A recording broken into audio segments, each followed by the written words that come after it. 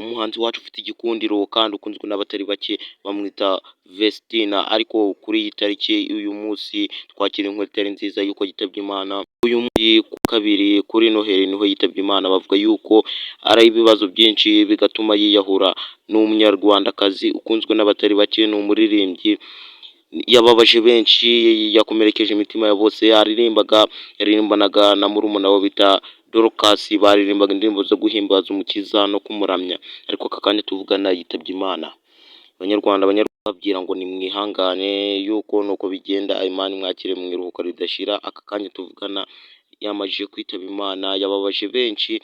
Benshi bari kurira. Irene Murindahabi we yaguye muri koma, murumuna we Dorcas sinzi nimba nawe arabaho, afite agahinda kenshi yuko basanze mu gitondo ca kare kare yisize mu kagozi.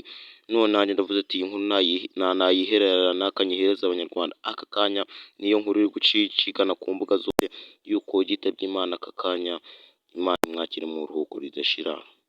Haleluya. Mumfashe tumusengere uyu turebe ngo bazamushingura ku itariki ya mbere z'ukwa mbere, yuko abakire murabizi nta bakunze gushingura cyane tu.